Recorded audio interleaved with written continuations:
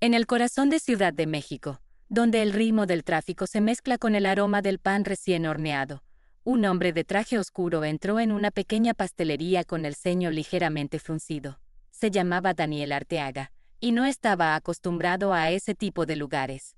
Su mundo era otro: edificios de cristal, reuniones interminables y decisiones que movían millones. Pero ese día, algo diferente lo había traído allí. «Quisiera ordenar un pastel para mi novia», dijo, mirando a la mujer que estaba detrás del mostrador. Lucía levantó la vista de su libreta. Sus ojos se encontraron por un segundo que pareció detener el tiempo. Él la reconoció de inmediato. El rostro que alguna vez había amado, que creía haber dejado atrás, estaba allí, con una expresión entre sorpresa y contención. «Daniel», murmuró ella, sin poder evitar que su voz temblara un poco. «Lucía, no sabía que esta pastelería era tuya», respondió él, con una mezcla de incomodidad y algo que no quería admitir: culpa. El silencio que siguió fue espeso, denso. Solo lo rompía el zumbido suave del refrigerador que mantenía frescos los pasteles en la vitrina. «Es para el cumpleaños de Camila», agregó él, aclarando la garganta. «Quiero algo especial. Es importante». Lucía asintió lentamente, volviendo a su papel de profesional. Su mirada se endureció apenas. «¿Qué tipo de pastel tienes en mente?». Daniel dudó. Todo en él quería salir de allí, pero no podía. No sin encargar el pastel, no sin enfrentarla, aunque fuera por unos minutos. «Ella ama el chocolate amargo y la flor de Jamaica. Quiero algo elegante, moderno, como ella». Lucía anotó sin levantar la mirada. Su caligrafía era la misma que él recordaba: pulcra, precisa. «¿Cuándo lo necesitas?». «Este sábado. Haré una cena en casa. Algo íntimo. Como las que alguna vez hacíamos tú y yo», pensó, pero no lo dijo. Lucía cerró la libreta. «Estará listo. Puedes pasar a recogerlo a las 5». «Gracias», murmuró él, y por un momento pareció que quería decir algo más, pero no lo hizo. Salió de la pastelería con la misma elegancia calculada con la que había entrado, pero por dentro, todo era un torbellino. No esperaba verla. No así. No ahora. Lucía lo miró por la ventana mientras se alejaba. Sintió como algo dentro de ella se removía, pero no era dolor. Era otra cosa. Algo más fuerte. Habían pasado 5 años desde que Daniel se había ido, dejando una nota y un silencio insoportable. 5 años desde que la enfermedad la había obligado a reinventarse sola. Y ahora, ahí estaba él, con su traje de diseñador, pidiendo un pastel como si nada. «Lo haré», pensó ella mientras volvía a la cocina. «Y será el mejor pastel que haya probado. Pero no por él, sino por mí». El horno comenzó a calentarse. El aroma a vainilla llenó el aire. Y con cada movimiento, Lucía horneaba algo más que un postre.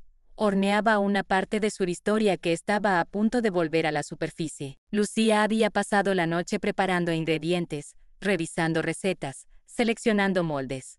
El encargo de Daniel no era uno más. Cada paso, cada mezcla, removía algo en su interior. Aquel encuentro había abierto una puerta que ella creía cerrada para siempre. Mientras la cocina comenzaba a llenarse de aromas familiares: vainilla, cacao, un toque de ralladura de naranja. Su mente viajaba a otros tiempos. Tiempos en los que Daniel y ella horneaban juntos en su primer departamento, con un horno viejo y una mezcla ocasional falta de gas. Reían entonces. Reían mucho. Pero también lloraban. La enfermedad no había llegado de golpe, sino como una bruma espesa que se fue colando en su vida, robándole poco a poco la energía, la sonrisa, el aliento. Y cuando más lo necesitaba, Daniel se alejó, primero emocionalmente, luego físicamente, hasta que un día simplemente ya no estuvo. Lucía respiró hondo y dejó de batir la mezcla. No era momento de hundirse en lo que fue. Había superado aquello. Se había reconstruido. Esta pastelería no era solo un negocio. Era su renacimiento. María, su aprendiz, entró con su energía habitual y una caja de flores de azúcar. «Maestra, aquí están las dalias para el segundo nivel. Están preciosas». Lucía sonrió y asintió. Tomó una entre sus manos. Los pétalos eran frágiles, pero perfectos. Como las cosas importantes en la vida. Vamos a empezar con el montaje. Mientras ensamblaban los primeros pisos del pastel, en la otra parte de la ciudad Daniel también batallaba con recuerdos. Se había pasado el día en reuniones sin escuchar una palabra. Tenía la mirada clavada en la pantalla, pero lo único que veía era el rostro de Lucía al reconocerlo. Camila, por su parte, organizaba la fiesta con entusiasmo. Todo tenía que ser perfecto. Globos, vino, música, luces y el pastel. Debe ser instagramable, decía, sin imaginar la historia que ese pastel llevaría consigo. Cuando Daniel llegó a casa esa noche, el penthouse brillaba como una galería. Pero él solo deseaba silencio. Se sirvió un whisky y miró hacia la ciudad. Allá, en algún lugar entre los miles de edificios iluminados, había una cocina encendida donde el pasado se mezclaba con harina y esperanza. Y sin saberlo, ambos horneaban mucho más que un pastel. El día de la entrega se acercaba, y con cada hora que pasaba, el pastel de Lucía tomaba forma no solo como postre, sino como una declaración silenciosa. Las capas estaban listas, bizcocho de cacao con infusión de Jamaica, relleno de ganache oscuro, y una cobertura de glaseado tan suave como la memoria de una caricia olvidada. Mientras aplicaba los detalles finales, Lucía revisaba las notas que había escrito sobre el diseño. Las flores que coronarían el pastel eran dalias y alcatraces, símbolos de dignidad y renacimiento. Cada elemento llevaba un mensaje, aunque ninguno de los invitados podría leerlo. «Maestra, ¿te puedo hacer una pregunta?» María secó sus manos con un trapo antes de acercarse. ¿Por qué aceptó este encargo, si sabía que era para él? Lucía no respondió de inmediato. Terminó de colocar una hoja de oro comestible sobre una de las flores. «Porque no me escondo de mi pasado. Lo transformo en arte». María asintió en silencio. Admiraba esa fuerza, esa capacidad de convertir el dolor en belleza. En otro punto de la ciudad, Daniel no podía dormir. Daba vueltas en la cama, mientras Camila dormía a su lado, ajena a la tormenta que se arremolinaba en su interior. Se levantó y caminó al estudio. Sacó una caja de madera que no abría desde hacía años.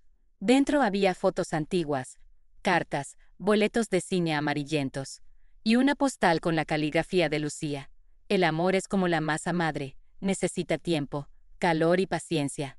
¿En qué momento nos perdimos?, murmuró para sí mismo, con la postal en la mano.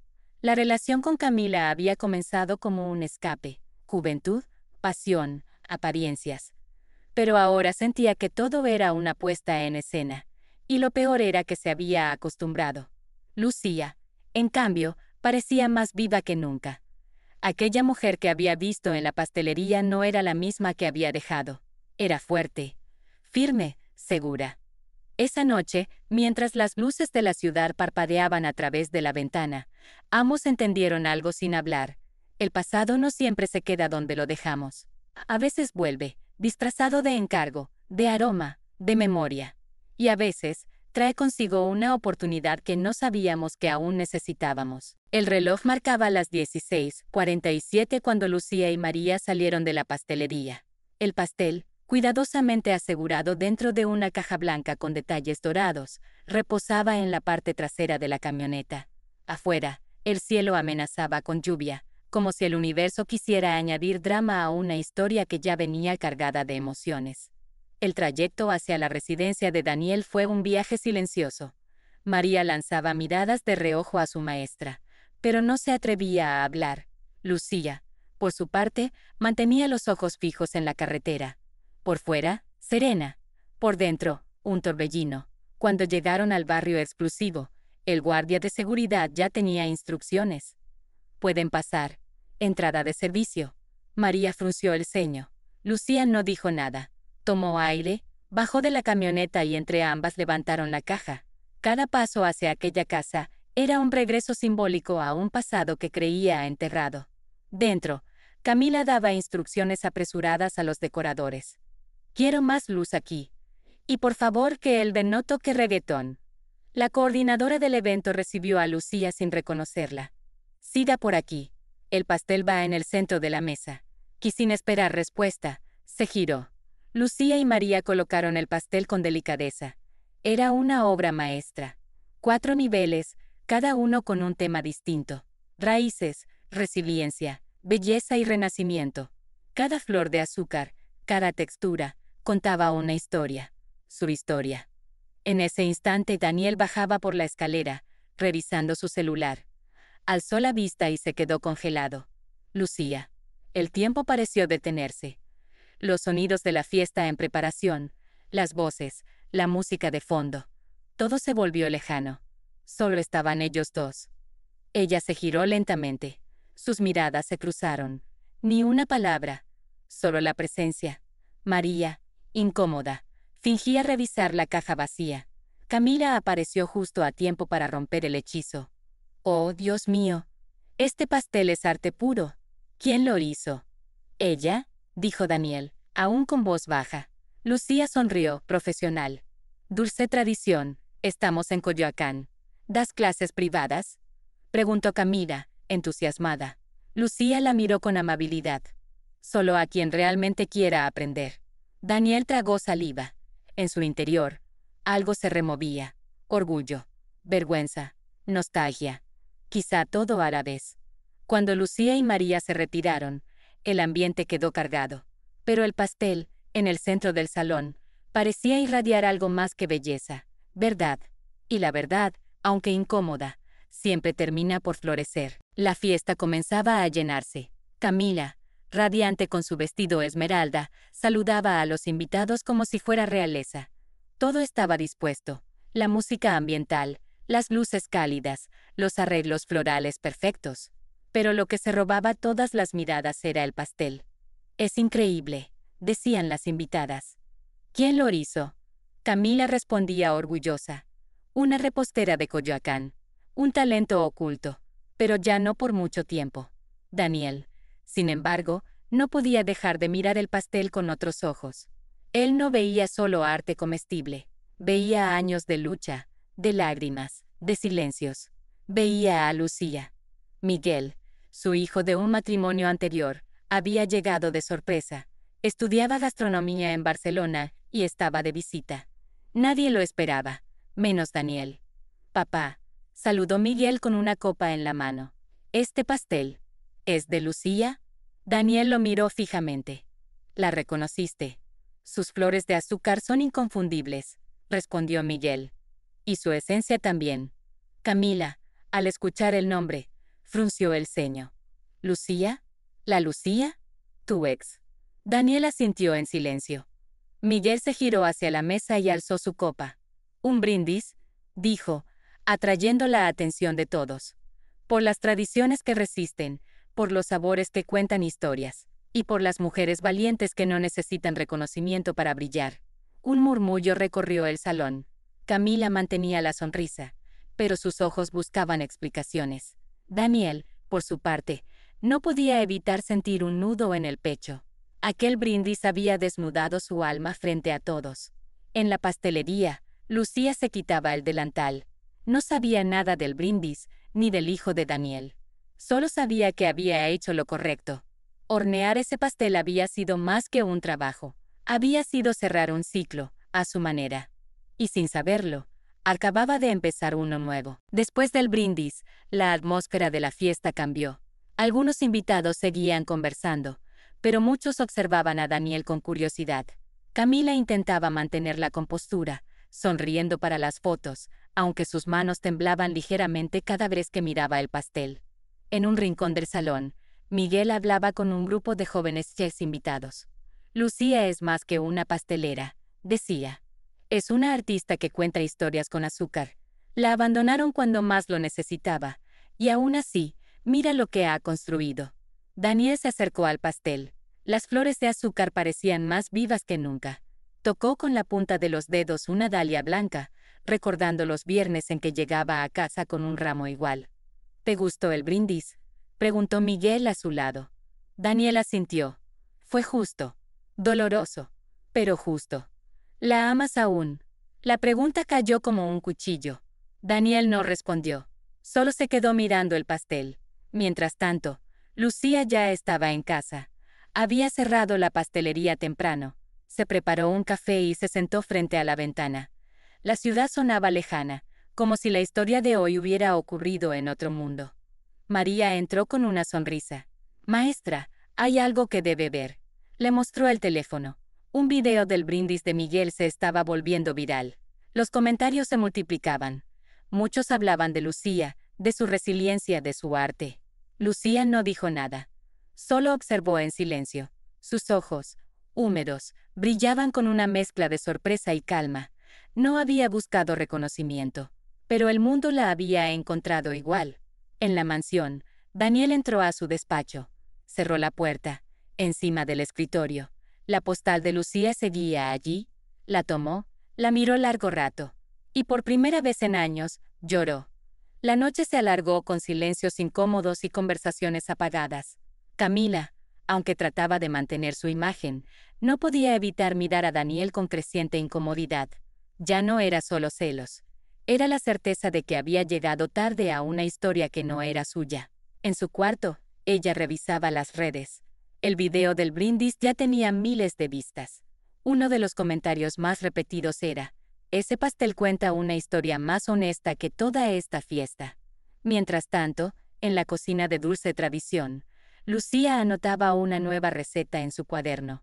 No tenía nombre aún, pero llevaba un poco de anís, como aquel pan que hacía su abuela, y un toque de limón, por lo agrio del pasado, y canela, por la dulzura inesperada de este presente.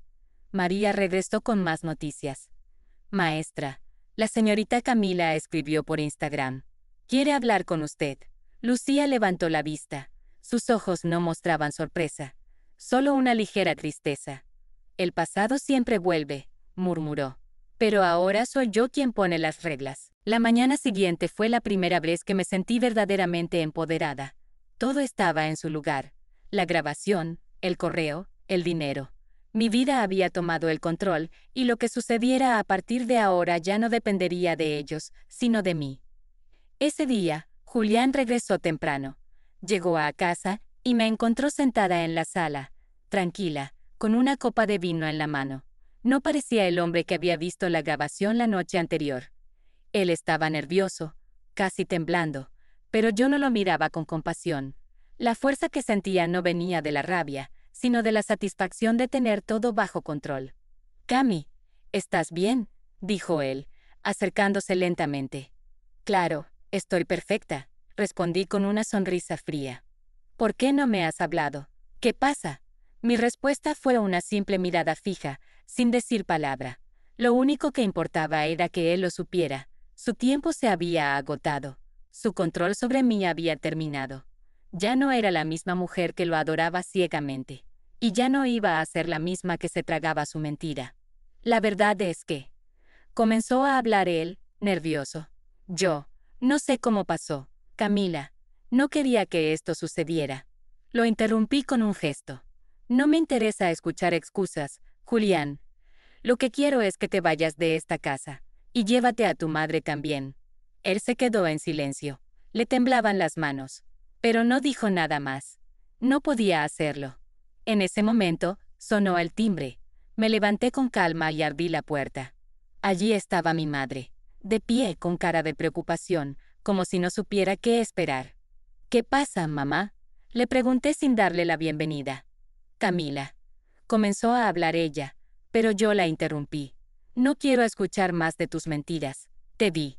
Te escuché. Sé lo que hiciste. Ya no eres mi madre. Ya no confío en ti». Su rostro se desfiguró. Intentó hablar, pero las palabras no salieron.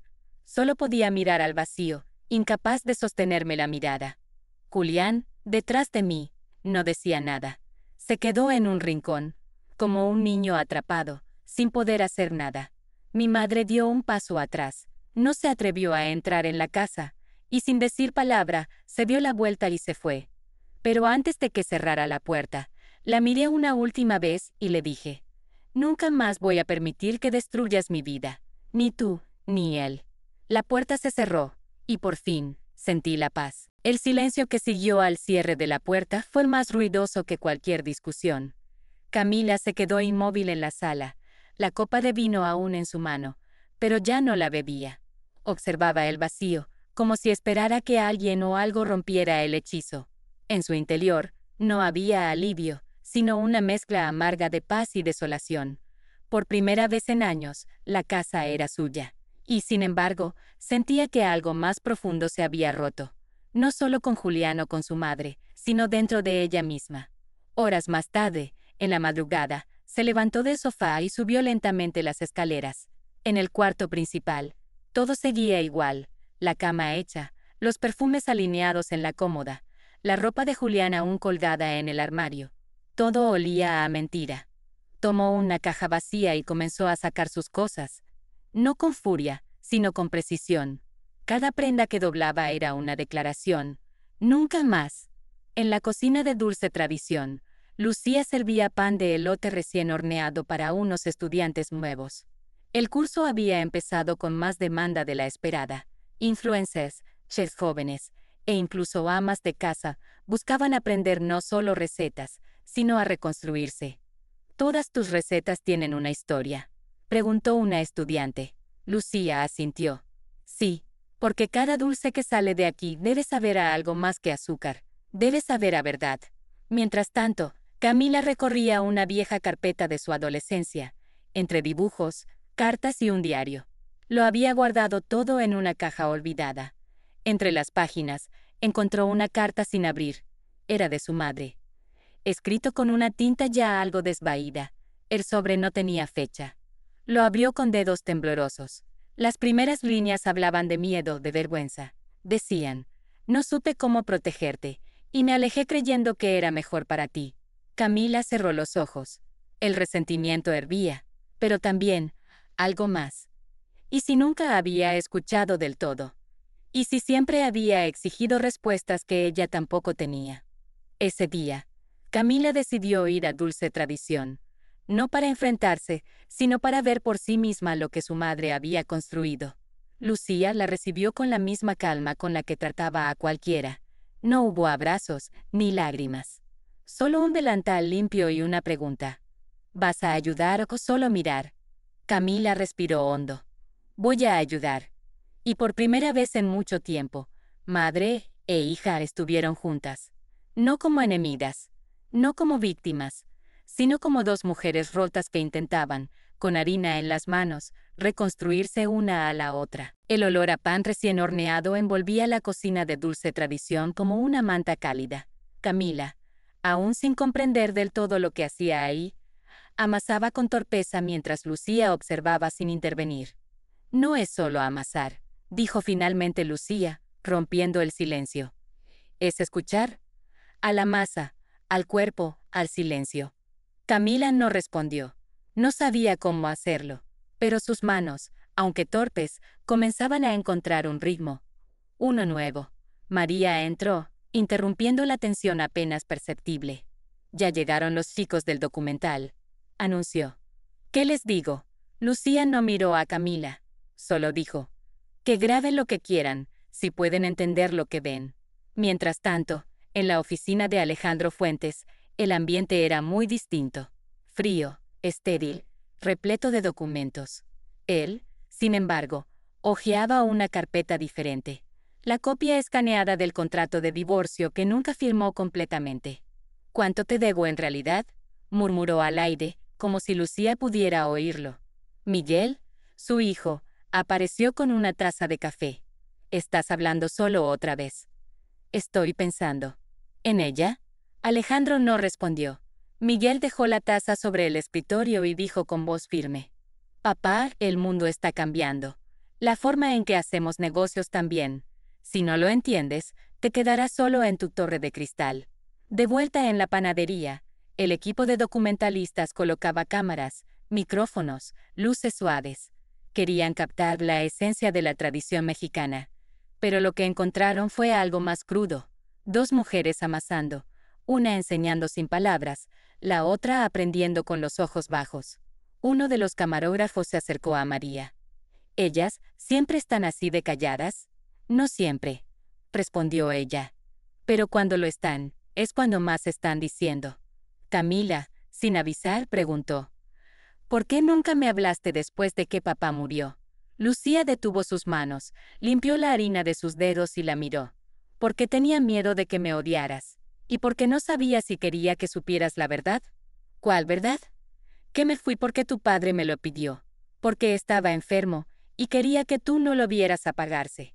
El silencio volvió a caer, pero no era el mismo.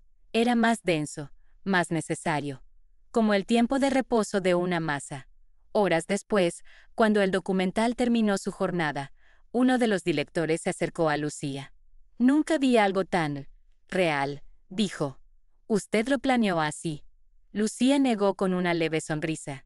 Las mejores recetas no se planifican, solo se sienten. Camila, sentada junto al horno, cerró los ojos. Por primera vez en años, el calor no le parecía sofocante. Era reconfortante, como si, al fin, hubiera encontrado un lugar donde podía volver a empezar. Aunque fuera desde cero, aunque tuviera que reconstruirse con harina, lágrimas y verdades. El sol de la mañana bañaba Coyoacán en tonos dorados. En dulce tradición, la rutina había comenzado antes del amanecer. Lucía y Camila preparaban una nueva tanda de pan ceremonial, esta vez para una celebración local del Día de Todos los Santos. Aunque las palabras seguían siendo escasas entre ellas, sus movimientos ya se habían sincronizado como si llevaran años trabajando juntas. ¿Vas a quedarte?, preguntó Lucía sin apartar la vista de la masa. Camila dudó un instante. No lo sé, pero tampoco quiero irme todavía. Era lo más parecido a una confesión que habían compartido en años. En la casa de Alejandro, el ambiente era otro. Él había pasado la noche revisando viejas fotos, cartas, recibos, recuerdos que había mantenido archivados como si con eso pudiera controlar el pasado. Entre las páginas encontró una receta escrita a mano, pan de yema, con una nota que decía, para cuando todo esté en calma. Lucía la había dejado en su maleta la última vez que viajaron juntos a Oaxaca. ¿Alguna vez todo estuvo en calma?, se preguntó en voz baja. Miguel lo observaba desde la puerta. Papá, si vas a hacer algo, hazlo ahora, antes de que todo esto sea solo otra historia que no supiste terminar. Más tarde ese día, Camila decidió salir sola por el barrio. Caminó entre los puestos del mercado. Saludó a don Emilio, que la reconoció de inmediato. «La hija de Lucía», exclamó con una sonrisa, igualita a ella cuando joven. Camila sonrió por cortesía, pero por dentro algo se removía. No era solo orgullo, era la presión de estar a la altura de un nombre que volvía a significar algo. Pasó por la iglesia, por la plaza donde jugaba de niña. Todo seguía igual, pero ella no, y esa disonancia le dolía y al mismo tiempo la liberaba. Al volver a la panadería, encontró a Lucía en la trastienda, doblando manteles. Sobre la mesa había una caja de madera, antigua, decorada con motivos florales. «Es tuya», dijo Lucía, sin girarse. «¿Qué es?» «Tu herencia. No hablo de dinero, hablo de lo que realmente importa». Camila abrió la caja lentamente. Dentro había fotos, recetas, cartas, incluso un dibujo suyo de niña que ella misma había olvidado. Era como abrir una cápsula del tiempo donde todo estaba intacto, menos ella. «No sé si merezco esto», dijo con un hilo de voz. Lucía la miró por fin. «No se trata de merecer, se trata de lo que haces con ello». En la cocina, María preparaba una nueva mezcla. «Hoy enseñamos concha tradicional», anunció. «Y necesitamos manos extra». Camila dejó la caja a un lado, se puso el delantal y se unió al grupo. Ya no como visitante, no como hija perdida, sino como aprendiz. Mientras tanto Alejandro, impulsado por algo que ni él entendía, llamó a un notario. Había tomado una decisión. No por nostalgia, ni por culpa, sino por respeto. Por fin había comprendido que los sabores del pasado, si se guardan demasiado tiempo, terminan amargando. El sol caía sobre Coyoacán, mientras la panadería se llenaba de risas, harina y olor a anís. Y aunque la reconciliación total aún estaba lejos, había algo en el aire más fuerte que la culpa, la esperanza. En dulce tradición, el aire olía a pan dulce, azúcar y café de olla. Las primeras luces del amanecer filtraban tonos naranjas por las cortinas de lino. Camila, vestida con un nuevo delantal blanco, estaba parada frente a la mesa central, lista para dirigir su primera clase. Lucía la observaba desde un rincón, sin intervenir. No sonreía, pero sus ojos reflejaban algo cercano al orgullo. Camila respiró hondo, dio un paso al frente y comenzó a explicar la receta del pan de naranja. Su voz temblaba apenas, pero la pasión era evidente. Mi madre me enseñó que cada pan tiene un alma, dijo, mientras mezclaba los ingredientes. Y que hornearlo es como contar una historia. En la puerta, Alejandro miraba en silencio. Nadie lo esperaba, nadie lo invitó, pero ahí estaba, con una carpeta bajo el brazo y una expresión que mezclaba determinación y arrepentimiento. María fue la primera en verlo. Se acercó, lo miró fijo y susurró: «Si viene a interrumpir, mejor dé la vuelta». «Solo quiero hablar con ella», respondió él, «y entregar esto». En la cocina, Camila notó el murmullo. Al girar la vista, lo vio. Por un segundo, el mundo pareció detenerse. Las manos se le congelaron en la masa. Lucía también lo vio, pero no se movió. No era su momento. Era el de Camila. Él avanzó con paso lento, como quien pisa tierra sagrada. Dejó la carpeta sobre la mesa auxiliar, sin palabras. «¿Es tuyo?», dijo simplemente. «Todo lo que alguna vez prometí y lo que olvidé cumplir». Camila no respondió, solo lo observó. Luego, con calma, volvió a sus alumnos. «Cuando la masa esté suave y tibia, sabrán que está lista para el horno». Alejandro entendió el mensaje. No lo estaban perdonando, pero tampoco lo estaban rechazando. Había un nuevo lenguaje en esa cocina, uno que no entendía del todo, pero que respetaba. Al salir, se encontró con Lucía. Ella no dijo nada, solo lo acompañó hasta la puerta. «Ella es mejor que nosotros», dijo él, sin girarse. «No», respondió Lucía. «Ella es nosotros, pero sin el miedo». Esa noche, Camila y Lucía se sentaron en la parte trasera de la panadería, viendo cómo los últimos alumnos se marchaban. El cansancio las pesaba, pero también una extraña paz. «Nunca pensé que terminaríamos así», dijo Camila. «Así como, compartiendo harina y silencios». Lucía sonrió. «Por fin. Faltan muchas recetas. Esto recién comienza». Y mientras las luces del local se apagaban lentamente, madre e hija permanecieron sentadas, con las manos aún cubiertas de harina, sabiendo que por fin estaban empezando a escribir una historia nueva. Una historia donde el legado no era una carga, sino una elección. El cielo de Coyoacán amanecía con nubes bajas y una brisa suave que olía a tierra mojada. Dentro de Dulce Tradición, la actividad ya hervía. Era viernes, día de pan ceremonial, y los pedidos se habían triplicado en la última semana.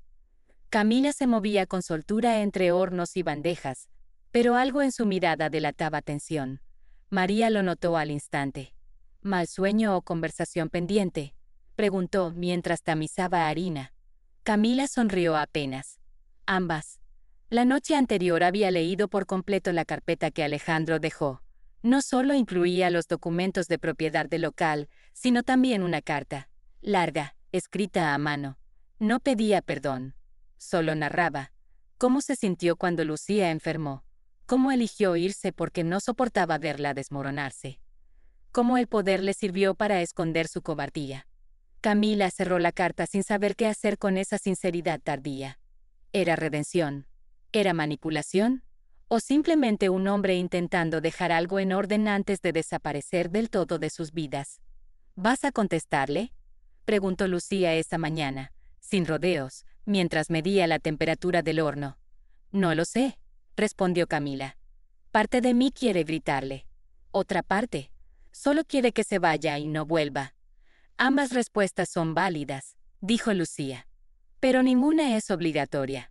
Durante la clase de esa mañana, una de las alumnas, una joven panadera francesa llamada Elise, se le acercó a Camila con una pregunta inesperada.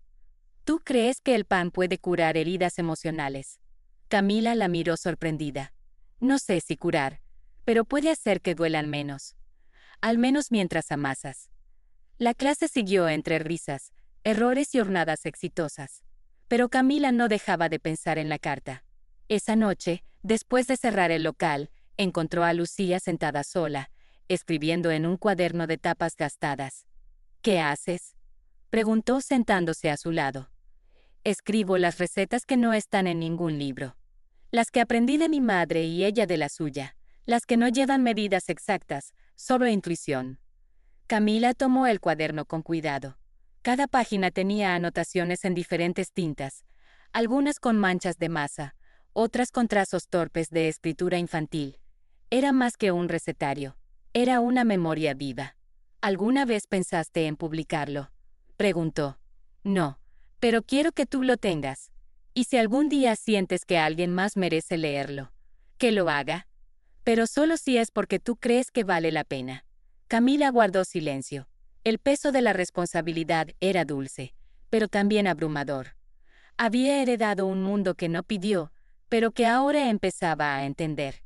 En otro rincón de la ciudad, Alejandro dejaba su oficina, cerraba carpetas, apagaba luces. Ramón lo esperaba junto al ascensor. ¿A dónde va don Alejandro? A ningún lugar en particular. Solo necesito caminar. Y tal vez, aprender a vivir sin tener siempre el control. Esa noche, mientras la ciudad se envolvía en sombras y faroles, Camila volvió a leer la carta. Esta vez, no con rabia, sino con distancia.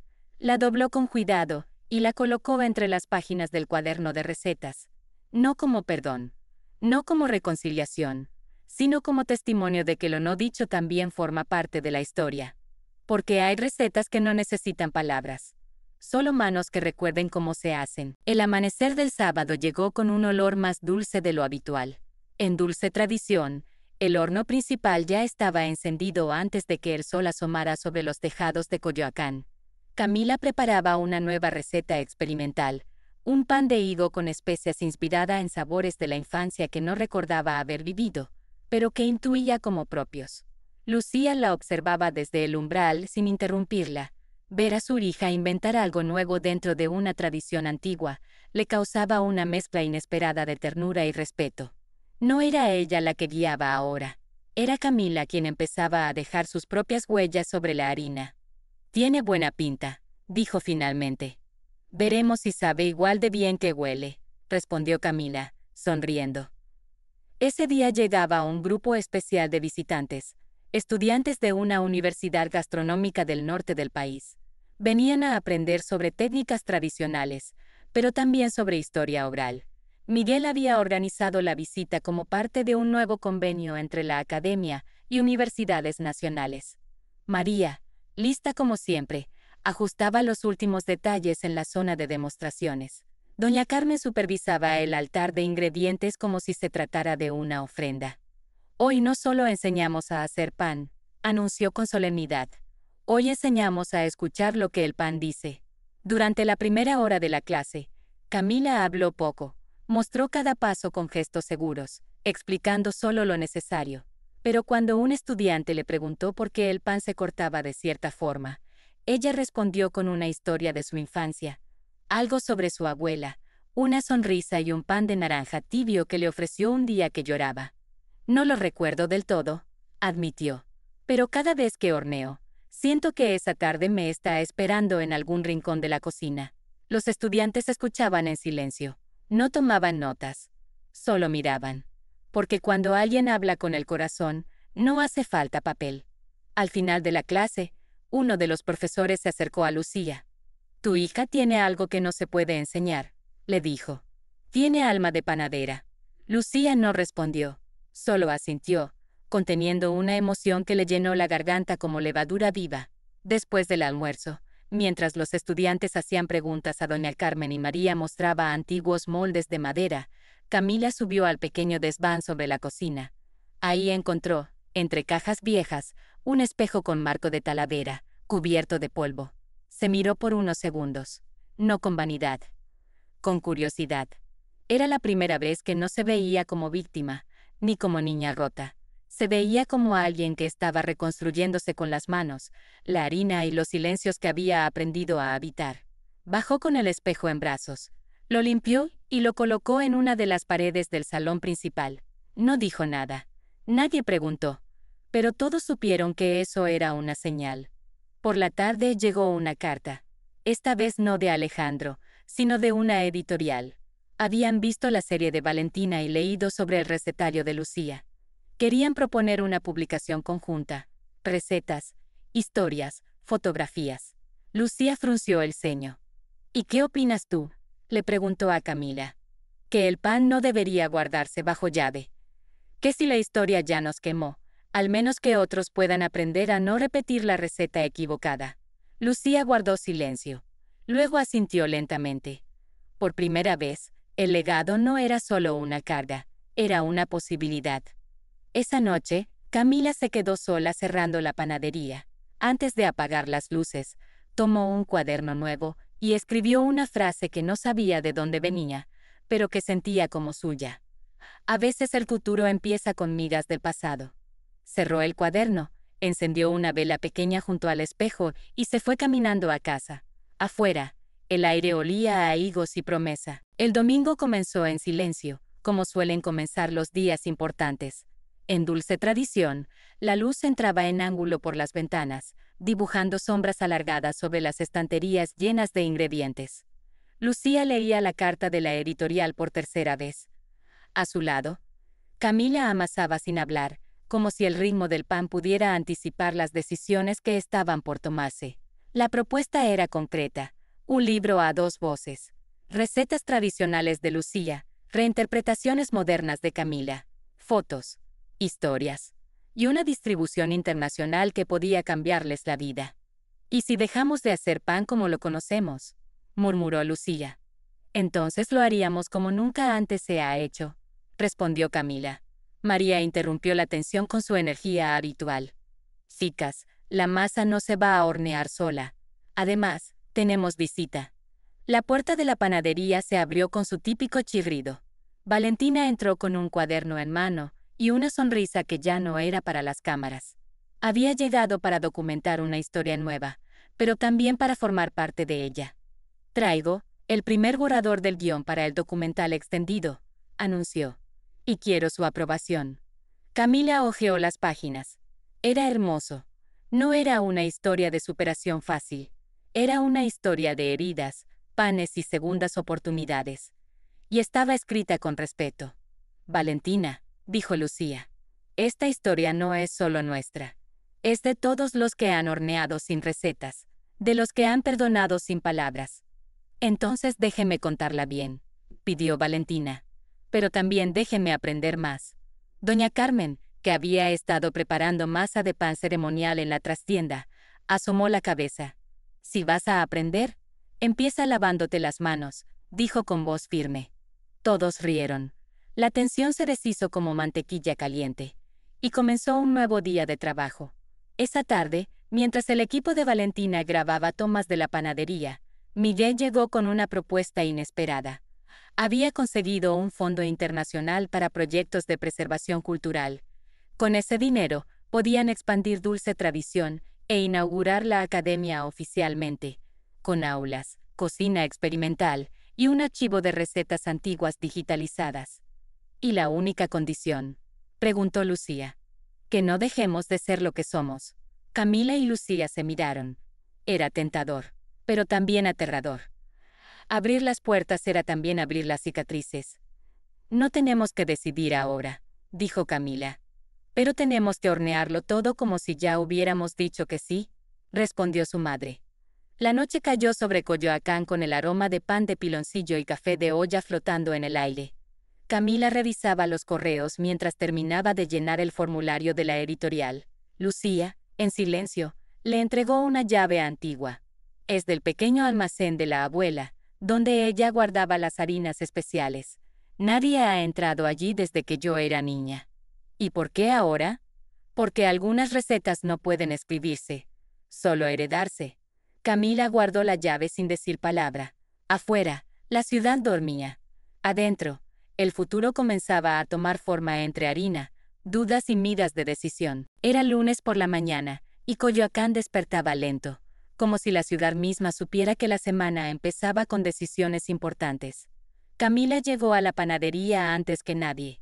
El cielo todavía estaba teñido de azul oscuro cuando insertó la antigua llave en la cerradura del pequeño almacén que su abuela había usado décadas atrás. El chirrido de la puerta al abrirse fue como un suspiro largo del pasado. Dentro, El aire estaba impregnado de especias, papel envejecido y harina. Había estantes de madera polvorientos, botes etiquetados a mano con letras descoloridas, y una caja metálica oxidada sobre una mesa estrecha. Camila encendió una lámpara de aceite que colgaba del techo, y la habitación se llenó de una luz cálida y titilante. Dentro de la caja encontró cuadernos viejos, recetas en papeles sueltos, cartas de clientas fieles, y una foto de Lucía de joven, con un delantal bordado, sosteniendo una bandeja de pan de anís. Pero lo que más le llamó la atención fue un cuaderno de tapas rojas, cerrado con una cinta. Al abrirlo, se encontró con recetas que no estaban, ni en el recetario de su madre, ni en las historias que le habían contado. Había anotaciones sobre ingredientes extintos, fermentaciones inusuales, rituales para fechas específicas y nombres de mujeres que nunca había oído. Ese cuarto no solo era un almacén, era un santuario, una cápsula del tiempo que contenía no solo sabores, sino experiencias, secretos y heridas. Camila pasó horas allí, leyendo, tocando las cosas con una mezcla de reverencia y ansiedad. Cuando salió, el sol ya iluminaba las calles. En la cocina principal, Lucía estaba preparando masa de pan de yema.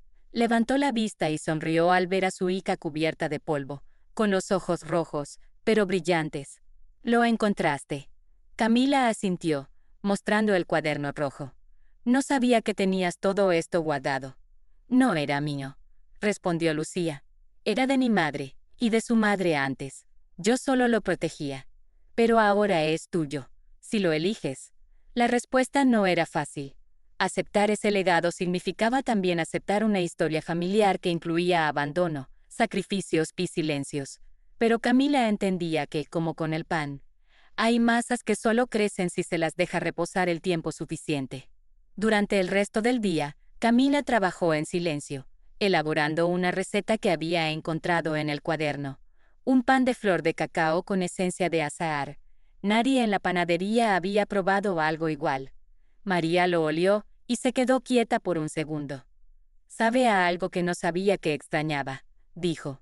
Mientras tanto, Valentina y su equipo terminaban de grabar una entrevista con doña Carmen sobre las tradiciones oaxaqueñas. La anciana, entre risas y anécdotas, hablaba de panes que solo se horneaban para los muertos, de canciones que se entonaban mientras la masa crecía y de mujeres que cocinaban para curar el alma. «El horno no solo cuece pan», dijo. «También revela verdades». Por la tarde, llegó un correo de la editorial.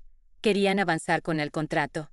Ofrecían una primera tirada de 20,000 ejemplares, traducción al inglés y francés, y la opción de una versión ilustrada.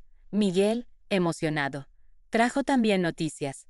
El Fondo Internacional aprobó el proyecto para la Academia de Pan Tradicional, y el gobierno local ofrecía un espacio patrimonial para su construcción.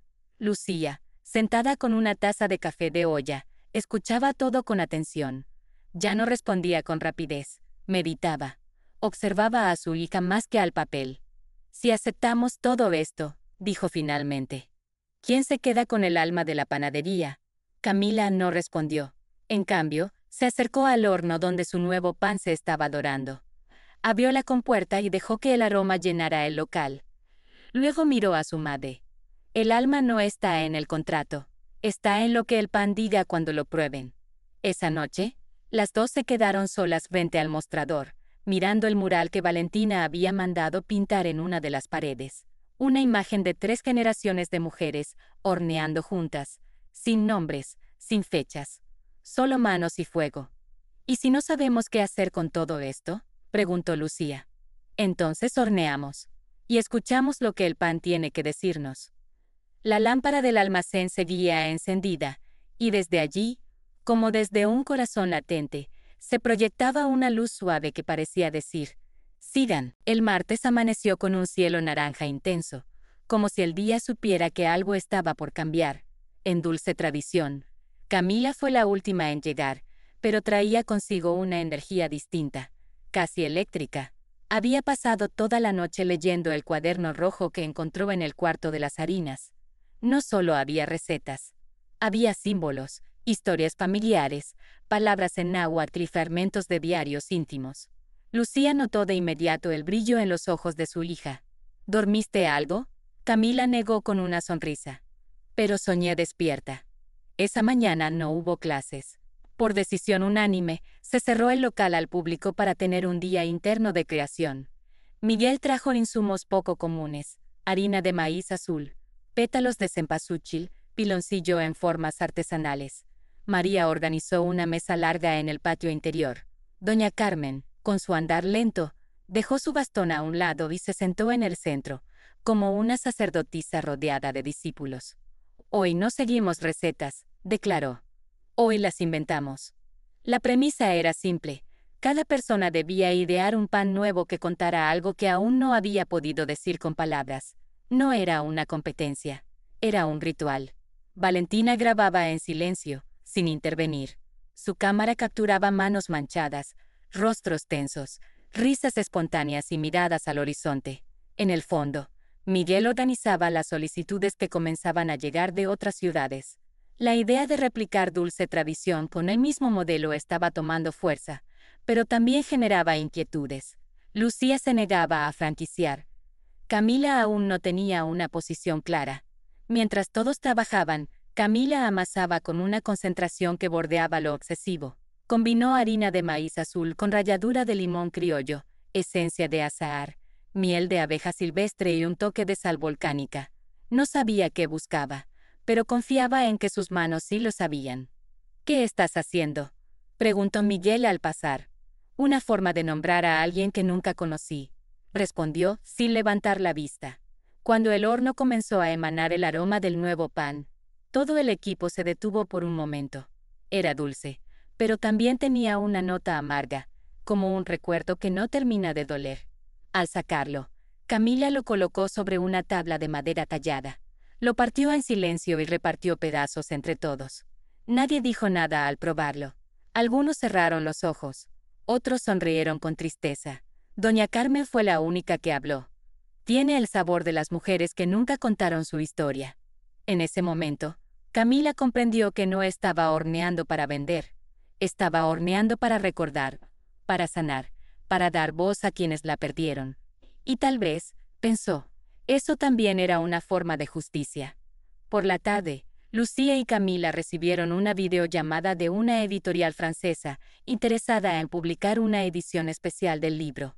Querían incluir un capítulo dedicado a recetas invisibles, aquellas que nacen en el alma antes que en el cuaderno. La propuesta entusiasmó a Valentina, que ya proyectaba una segunda temporada de su documental.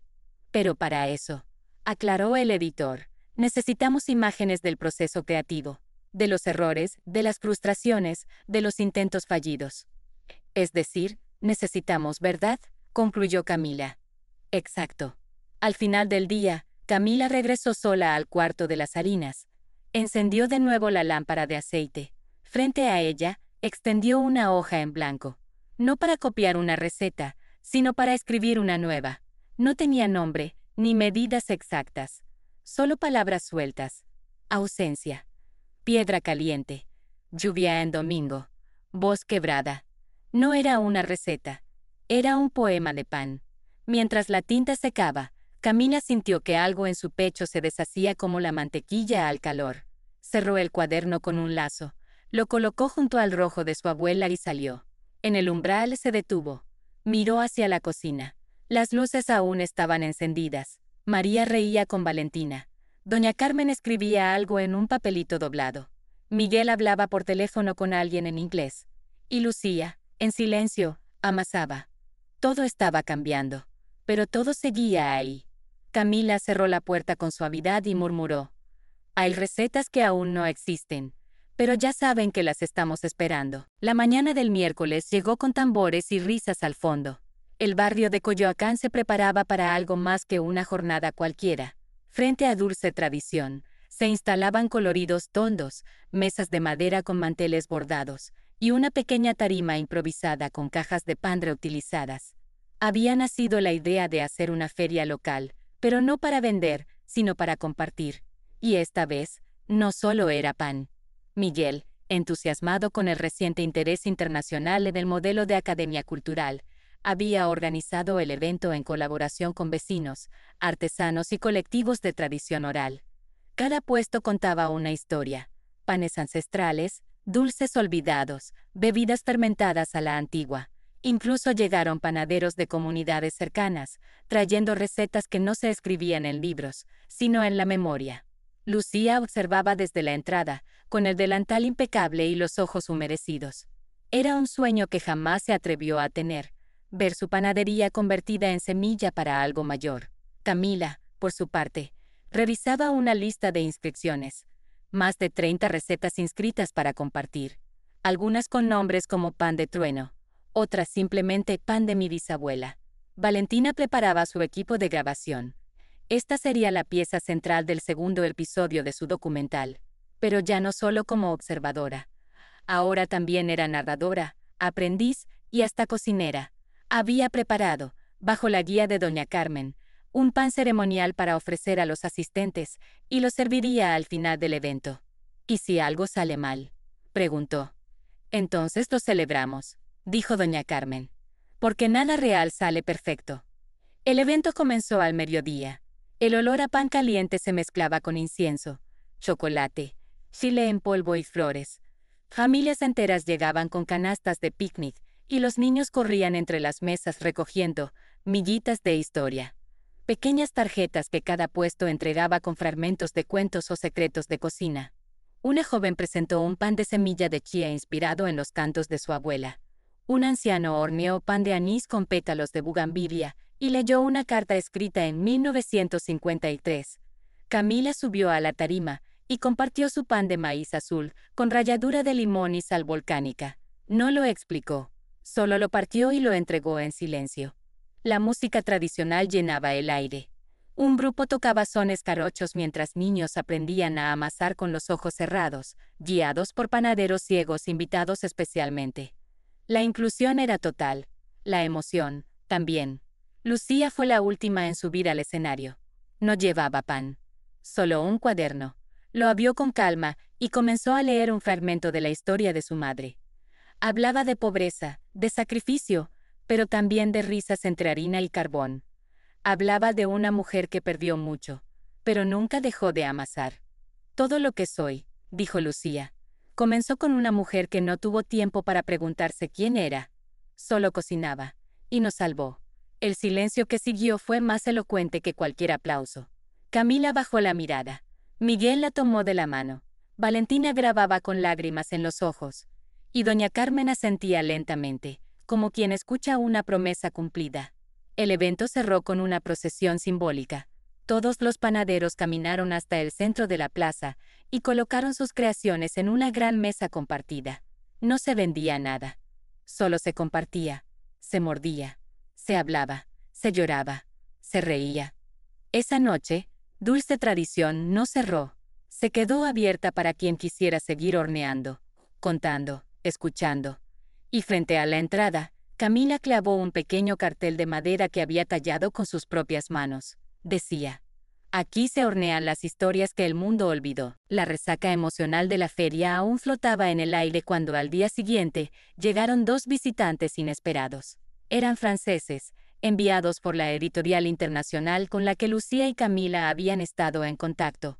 Pero no venían solos. Traían un equipo de fotógrafos, traductores y un chef documentalista, con interés en documentar la historia viva detrás del pan mexicano tradicional. Lucía los recibió con su habitual compostura, aunque por dentro sentía que el alma se le desajustaba un poco. Era otra etapa, otro salto.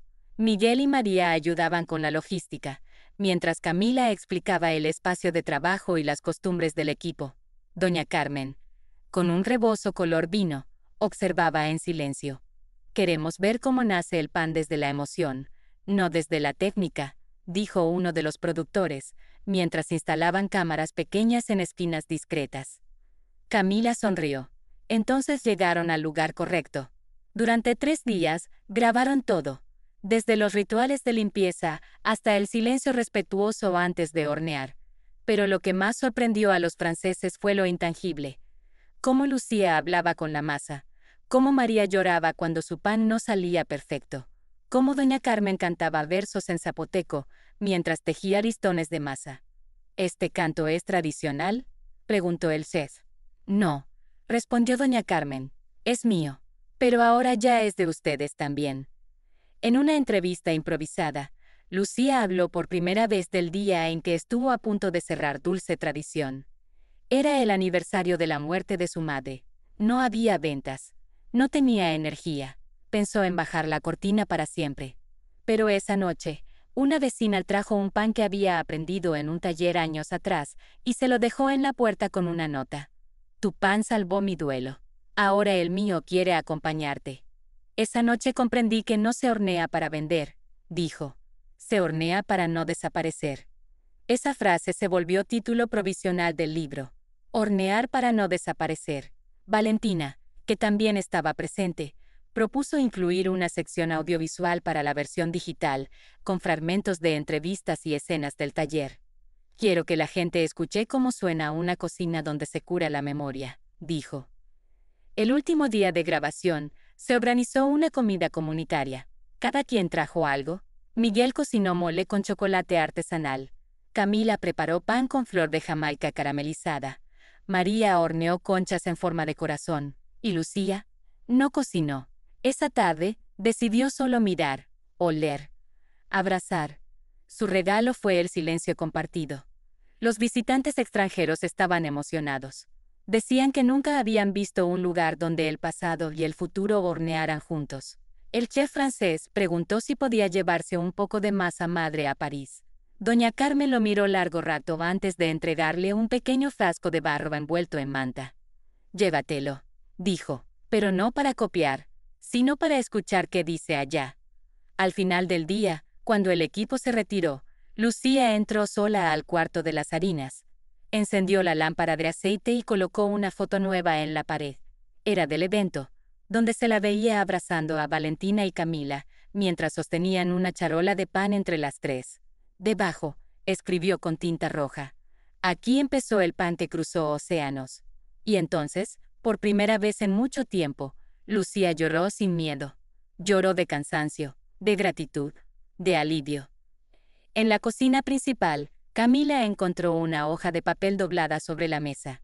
Era de su madre. Decía simplemente, si un día ya no estoy, hornea como si sí.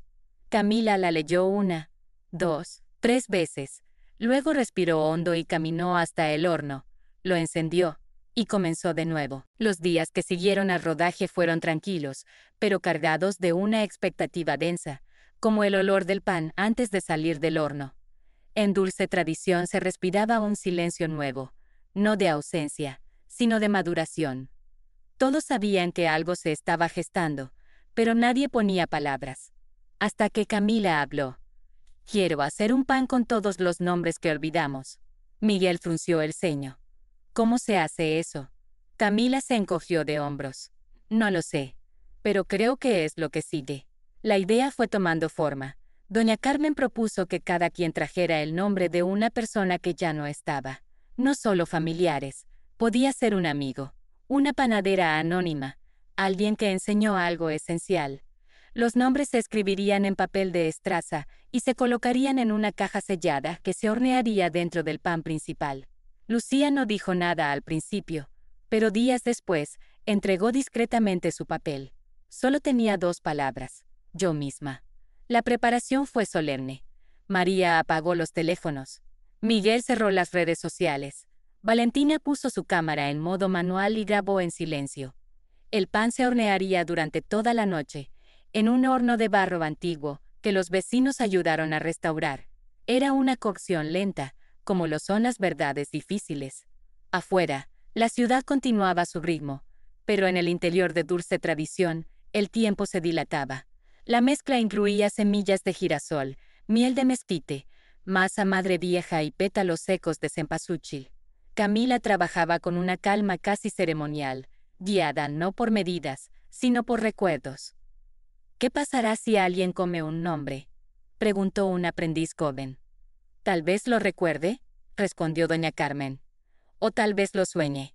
Cuando el pan estuvo listo, aún caliente, fue colocado en una mesa larga de madera. Nadie se atrevía a cortarlo. Fue Miguel quien tomó el cuchillo, con manos temblorosas.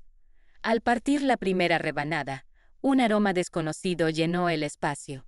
No era dulce ni salado. Era antiguo. Cada persona tomó un trozo. No hablaron.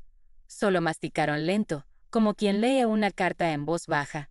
Algunos lloraron. Otros sonrieron. Valentina dejó de grabar. María pidió quedarse sola un momento. Camila tomó su trozo y salió al patio, donde se sentó bajo el árbol de guayaba. Lucía la encontró allí minutos después. ¿A quién pensabas cuando lo horneabas?, le preguntó. A todas las que callaron, respondió Camila. A las que amaron sin nombre, cocinaron sin ser reconocidas, curaron sin receta. Lucía se sentó junto a ella. Entonces lo lograste.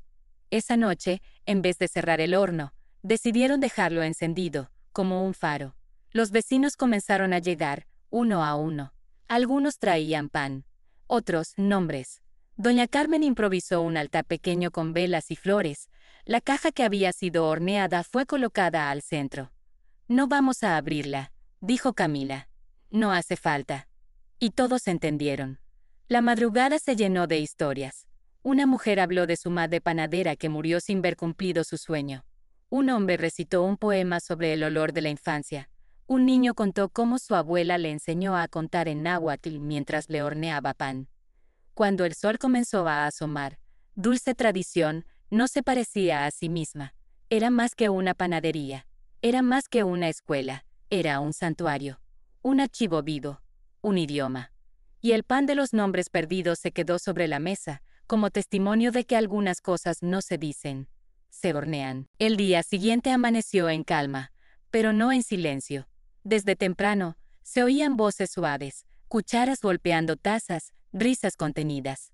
Dulce Tradición no abría oficialmente ese viernes. Y sin embargo, no estaba vacía. Camila fue la primera en encender el horno, sin receta, solo con masa madre, agua y tiempo. María preparó café de olla. Miguel revisaba una carpeta de solicitudes internacionales para replicar el modelo de academia. Lucía, como era habitual, no hablaba, pero sus manos ya estaban enharinadas. A media mañana llegó Valentina con un sobre. Dentro, una carta de la UNESCO. Dulce Tradición había sido seleccionada como referente de patrimonio intangible en prácticas alimentarias tradicionales de América Latina. ¿Esto cambia algo?, preguntó Camila. Lucía tomó el sobre, lo dobló con cuidado y lo colocó entre libros viejos. Solo si olvidamos por qué empezamos. El anuncio corrió rápido por el barrio. Vecinos llegaron con flores, tortillas, dibujos de niños. Alguien colocó una bandera mexicana en la entrada, pero no hubo discursos, ni ceremonia. Solo una mesa larga donde todos dejaron algo. Pan, fruta, una historia, un suspiro. Por la tarde se organizó una charla espontánea. Sentados en círculo en el patio, compartieron reflexiones. María habló del miedo que tuvo al principio, de sentirse impostora. Miguel confesó que pensó muchas veces en irse. Valentina dijo que nunca imaginó que su voz serviría para algo más que liques. Y Camila habló de su abuela, por primera vez, en voz alta. Yo no la conocí, pero ahora la siento en cada migaja que cae sobre la mesa. Lucía sonrió. No dijo nada, pero sus ojos brillaban. Cuando el sol comenzó a caer, decidieron preparar un último pan del día, sin nombre, sin origen. Cada quien aportó algo: canela, ralladura de naranja, mantequilla, esencia de vainilla, sal de mar. Lo mezclaron con las manos de todos. No se pesó nada. No se midió. Solo se sintió. Mientras el pan se horneaba, doña Carmen tomó la palabra. Su voz era baja, pero firme. Todo lo que hemos hecho aquí es pan, pero también es lengua, es raíz, es altar. Cuando yo muera, no me lloren con flores, lloren con pan caliente, compártanlo, y sigan. El pan salió dorado, imperfecto, hermoso. Se partió entre todos. Se sirvió con chocolate espeso. En ese momento, Camila pidió la palabra. Traía en sus manos una pequeña caja de madera tallada. La abrió. Dentro, el cuaderno rojo. Quiero dejarlo aquí, en la cocina, dijo. No para guardarlo, sino para que se siga escribiendo. Y así, sobre una repisa de barro, el cuaderno quedó abierto, con una página en blanco. Las luces se apagaron poco a poco. El horno seguía encendido, su calor irradiando como un corazón latiendo. La gente se despedía con abrazos, con miras en los dedos, con una sensación de haber vivido algo sagrado y cotidiano al mismo tiempo. Esa noche, Camila subió a la azotea. Desde ahí, se veía todo Coyoacán. Las luces, los techos, los árboles dormidos.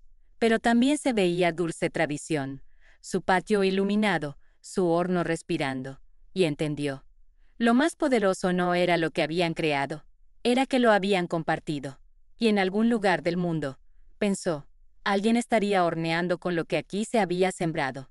Cerró los ojos, respiró hondo, y susurró, que nunca se apague el horno. Fin.